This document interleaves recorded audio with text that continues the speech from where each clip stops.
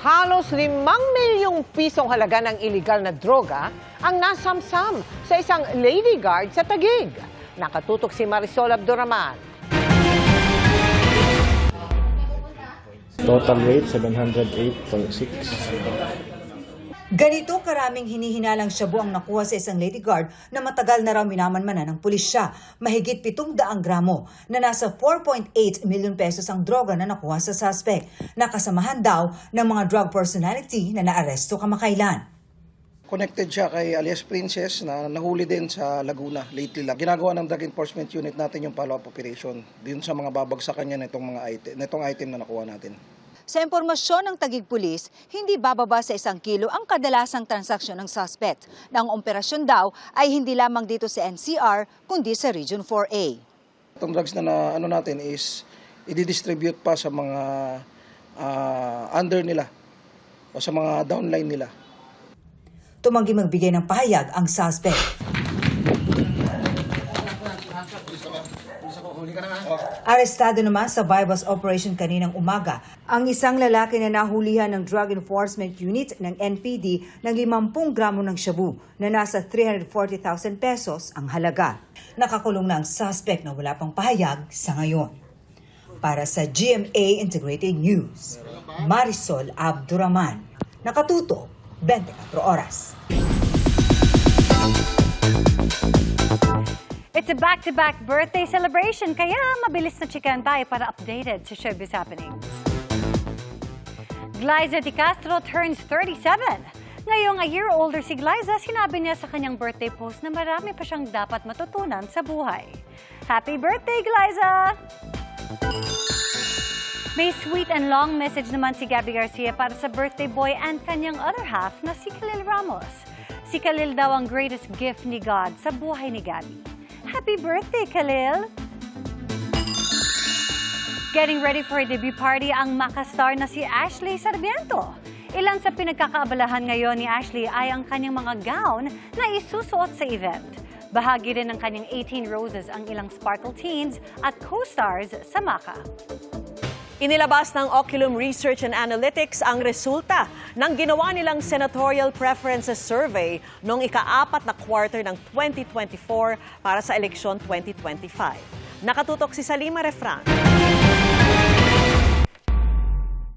Sa senatorial survey na isinagawa ng Oculum Research and Analytics katuwang ang RMN Network noong December 16 hanggang 22, 2024, una sa listahan si Congressman Erwin Tulfo, sinundan ni na dating Senate President Tito Soto, broadcaster na si Ben Tulfo, incumbent Senators Bong Revilla at Pia Cayetano, dating Senador Manny Pacquiao, sina Senador Bongo at Bato de la Rosa, Makati City Mayor Abby Binay, dating Senador Panfilo Lacson, Congresswoman Camille Villar, TV host Willie Revillame at Senadora Amy Marcos. Kabilang din sa 25 nasa listahan ng ilang kasalukuyan at dating mambabatas, mga abogado, dating LG officials at iba pang personalidad. Mayroong 1,200 adult respondents ng survey na may plus-minus 3% na error margin.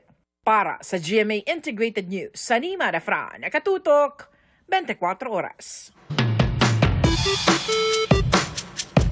Magandang gabi mga kapuso. Ako po ang inyong Kuya Kim na magbibigay sa inyo ng trivia sa likod ng mga trending na balita. Nitong weekend sa pagdiriwang ng Silulog Festival sa Cebu, hindi lang libo-libo mga deboto at turista ang dumagsa para magsaya. Libo-libo yung mga kandila ang naipon sa isa sa pinakasikat na atraksyon sa probinsya. Para saan kaya ito? Ilang araw matapos ang pagdiriwang ng Silulog Festival sa Cebu, itong eksenang tumambad sa mga bumisita sa Magellan's Cross. Libo-libong makukulay na kandila na naipon sa loob nito. Ang mga kandila alay doon ng mga deboto sa Batang Jesus. Bawat kulay ng kandila may sinisimbolo. Yellow is good health, yung green is success, yung pink is love. Pero karamihan po is red po talaga sir kasi ang red, simbolo po ni Senior Santo Niño tsaka for love. Sa health ko, kasakit ako tapos ngayon okay na ako. Ayon sa pamunuan ng Basilica del Santo Niño na siyang nangangasiwa sa Magellan's Cross, matagal na raw nakagawian ng mga deboto na mag-iwan dito ng kandila tuwing kapistahan ng Batang Jesus. Sa halip daw kasi na magsindi ng kandila sa Basilica mismo, iniwan na lamang ng mga deboto ang kandila sa Magellan's Cross para makaiwas sa sunog. Ang mga kandila, kinokolekta ng mga kawani ng basilika para ito'y itunawin at ibenta. At ang makakalap na pondo, malaking tulong daw sa mga scholar ng kanilang foundation. Kuya Kim, kailan ba unang ginamit ang mga kandila? Kuya Kim, ano na? Ang mga kandila, nagbibigay liwanag na mahigit 5,000 taon ang nakakaraan. Ang mga pinakaunang kandila gawa sa Nirodium papyrus na paulit-ulit na nilulubog sa talo o animal fat at beeswax. Mga ancient Romans sa kinikredit o pinaniniwalaang nag-imbento sa mga ito. Pero may ilang ebidensya na gumagamit na rin noon ng wick candles sa mga ancient Egyptians, Japanese, pati na Chinese. Pero alam niyo ba na ang kandila hindi lang nagsisilbing liwanag doon? Noong mga panahon kasi na hindi pa uso mga orasan, ang mga kandila ang nagsisilbi noong timekeeper. May mga linya o markings ito sa gilid at nasusukat ang oras batay sa bilis ng pagkasunog ng kandila. Sa Hong Kong naman matatagpuan ang pinakamalaking koleksyon ng kandila sa buong mundo na binubuo ng 6,360 na mga kandila. Ang bayan naman ng Silang Cavite ang may hawak ng Guinness World Record para sa longest line of candles lit in relay. 621 katao nagtulong-tulong para masungkit ang record na ito noong 2023. Congratulations! Alam niyo ba kung saan naman matatagpuan ang tallest wax candle sa buong mundo?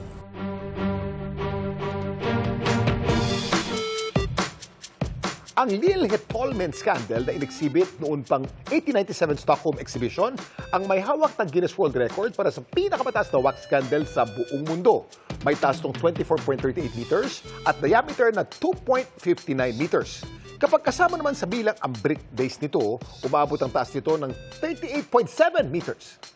Samantala, para malaman ang trivia sa likod ng viral na balita, i-post o i-comment lang, #Kuya Kim, ano na? Laging tandaan, Kimportante ang may alam. Ako po si Kuya Kim at sagot ko kayo 24 oras. Umakyat sa ikalimang alarma ang sunog sa Isla Puting Bato sa Tondo, Maynila kanina. Tinupok nito ang nasa 30 takanan. Nakatutok si James Agustin. Ginising ng malaking sunog ang mga residente ng Purok 5 ng Isla Puting Bato sa Tondo, Maynila. Bandang 2:00 sa madaling araw kanina. Ilang minuto pa lang ang lumipas, itinaas na ng Bureau of Fire Protection ang ikalimang alarma. Dahil nasa dulo ng residential area ang Purok 5, sa compound ng Manila International Container Terminal o MICT, pumesto ang mga fire truck para malapit ang makapagbuga ng tubig. Gumamit din ng fireboat na nakapwesto naman sa Manila Bay. Ang ibang residente tumulong sa pag-apula ng apoy, gamit ang mga balde at lumang refrigerator na nilagyan ng tubig. Binutas din nila ang pader sa pagitan ng residential area at MICT para agad makalikas. Pag tayo ko, may malaki na yung sunog doon banda sa dulo. Kaya diretso kami tayo. Ito na nabit-bit namin. Mahirap sir. Umpisa na naman sa uno. Narinig na lang namin na may sunog. Katabi nyo lang. Pagtingin ko rin, pagbaba, andyan na yung apoy. Kaya hindi ko na malam kung bababa ako, nang nanigas na yung tuhod ko eh. Si Jessa Cargapang, isang taong gulang niyang anak na si Jared. May sumigaw lang po sa amin na may sunog. Tapos nung paglabas po namin ng bahay, malaki na po yung apoy. Kaya lumabas na po kami kasi magkakadikit lang po yung bahay ng sir eh. Mahirap po sir kasi wala po kaming ano ngayon eh. Yung kamag-anak po ng yung mga pamilya po ng asawa ko, nasunugan din po lahat. Sa kasagsagan ng sunog, nagawa pang magnakaw umano ng ilang kabataan.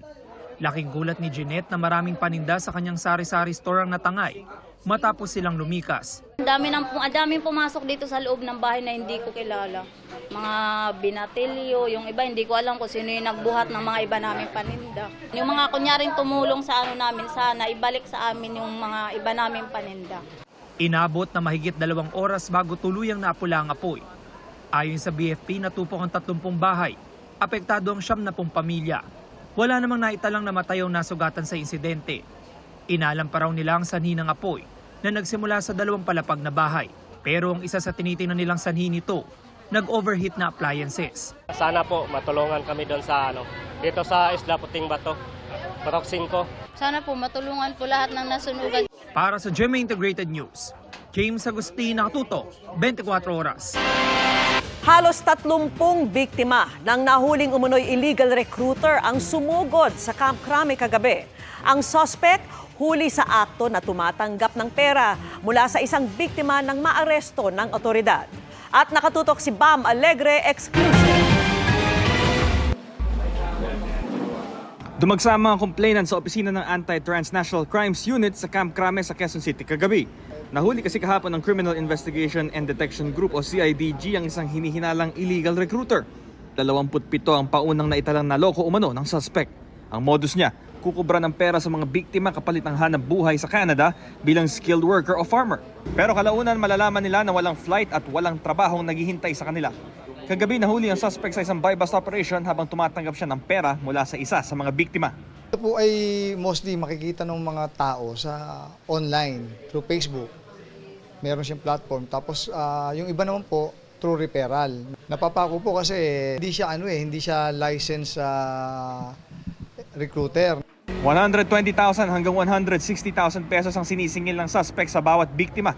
Katulad ni Maria, hindi niya tunay na pangalan na lumuwas pa mula Naga City. Mabulaklak daw ang mga pangako pero pagdating sa Maynila, namuti raw ang mata nila kaya hintay sa kanilang flight. 4 silang magkakasamang nagrenta ng isang kwarto sa Pasay. Kami po ay magtatrabaho po sa Canada bilang farmers. Malaki po ang sahod doon. Free accommodation, tapos free food po. Pag nakarating na po kami sa Canada, marirefund po namin yung perang nagastos namin. Mula naman sa Sultan Kudarat si Ilana, di niya rin tunay na pangalan. Malaking kita at mabilis na oportunidad ang ipinangako sa kanya ng scammer nang hikayatin daw sila sa baryo nila.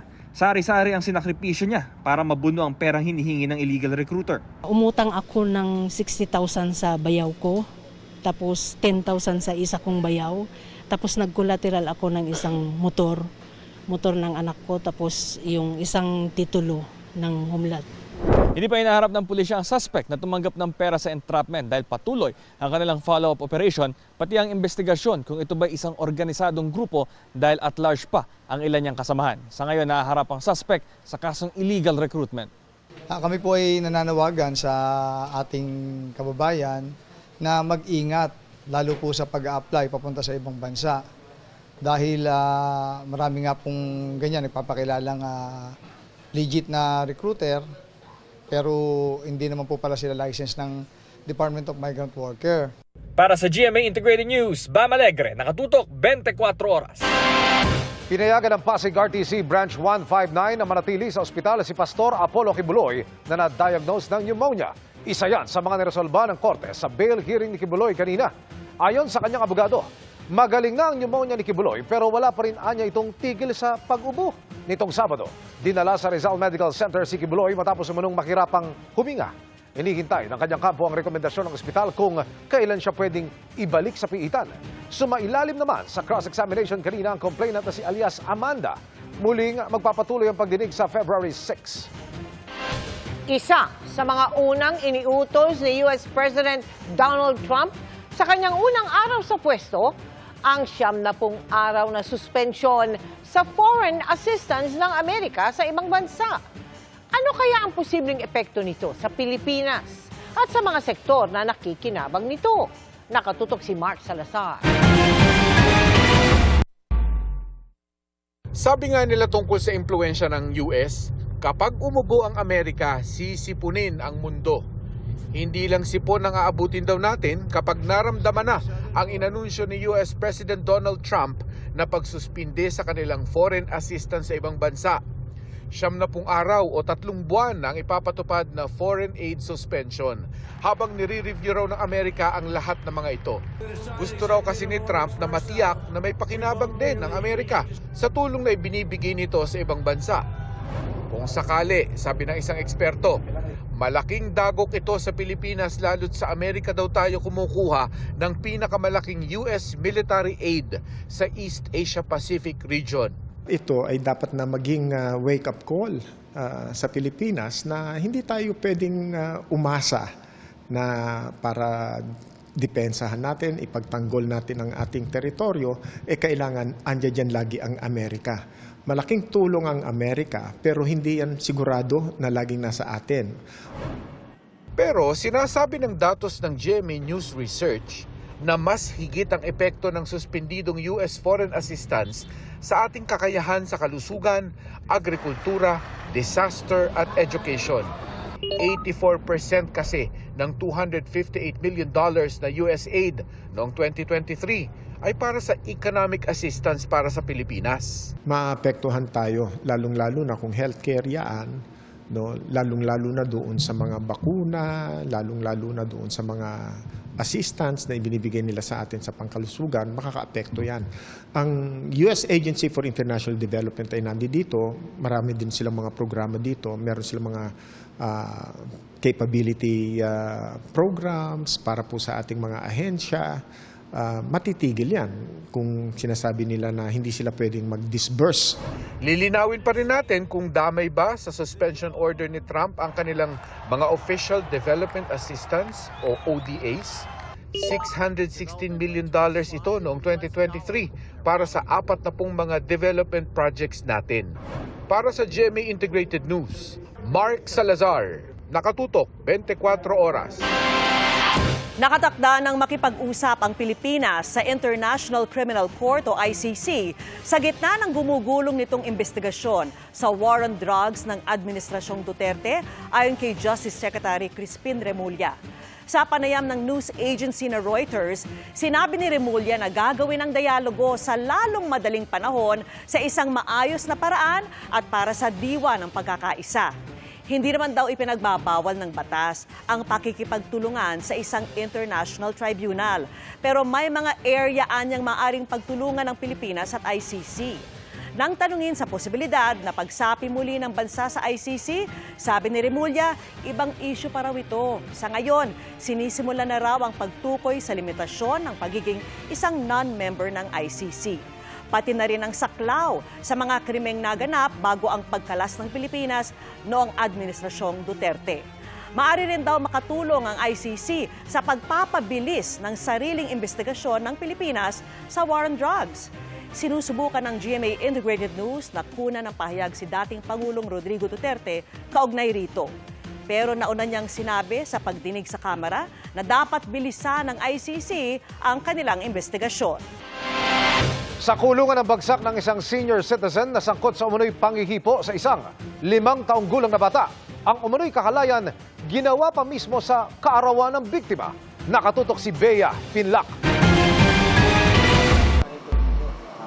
Ang 67 anyos na dating barangay tanod na ito, himas rehas na ngayon dahil sa panghihipo umano sa 5 taong gulang na batang babae sa Navotas noong October 2024. Inaresto siya ng pulisya sa bahay niya kahapon sa bisa ng warrant of arrest. Ayon sa pulisya, nangyari ang krimen sa birthday party pa mismo ng biktima. Yung suspect, siya yung katulong sa pag-aayos ng tent para sa kaarawan ng biktima. Nung mga alauna ng madaling araw na, habang naglalaro yung bata is nilapitan ng suspect, binuhat at kinalong sa kanyang binti. And then, ayon sa salaysay ng bata is hinawakan yung maselang bahagi ng bata. Kwento ng biktima sa pulisya, inulit pa umano ng akusado ang panghihipo hanggang sa makita raw sila ng kanyang ina. Itinanggi ng akusado ang alegasyon. Nakapatong daw noon sa hita ng bata ang cellphone habang naglalaro ito. At nang mahulog ang cellphone, Kinuha ko, nilagay ko dito. Akala na siguro ng nanay niya, ng bata, may ginagawa ko dun sa bata. Pero wala. Hindi naman kasi totoo yung binibintang sa akin. Ang mga kalaro ng mga apo ko rin reklamong acts of lasciviousness ang kinakaharap ng akusado na nakakulong na sa Navotas Police Station. Para sa GMA Integrated News, Bea Pinlac, nakatutok 24 oras. Pinag-aaralan ng Transportation Department na magtayo na rin ng subway sa Cebu.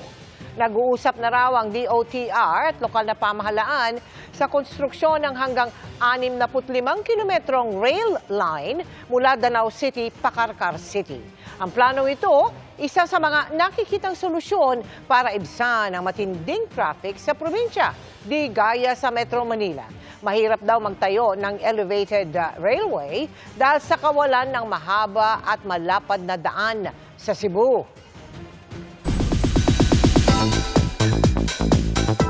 Ipinagluluksa ni Alden Richards ang pagpanaw ng kanyang lolo. Kwento ni Alden, pumanaw ang kanyang lolo 2 weeks ago. Ito daw ang dahilan kung bakit din siya nag-hiatus o social media break. Sa pagkawala ng kanyang lolo, napatunayan daw niya na mas mahalaga ang pamilya sa kahit anong bagay. Drop everything. Walang makakapigil sa akin kahit sino when it comes to family. If something goes wrong or something happens, kasi of course we live in a very demanding world of show business, but iba kasing usapan pag pamilya na eh. Of course, a lot of Filipinos and a lot of our kababayans can relate to that. Blessed lang ako. Ito, producer yung Death March, yung cutter. And that's my chika this Thursday night. Ako po si Iya Arellano. Miss Mel, Miss Vicky Emil. Salamat, Iya. Thanks, Iya. At yan ang mga balita ngayong Huwebes. Ako po si Mel Tiangco. Ako naman po si Vicky Morales para sa mas malaking misyon. Para sa mas malawak na paglilingkod sa bayan, ako po si Emil Sumangil. Mula sa GMA Integrated News, ang News Authority ng Pilipino. Nakatuto kami 24 oras.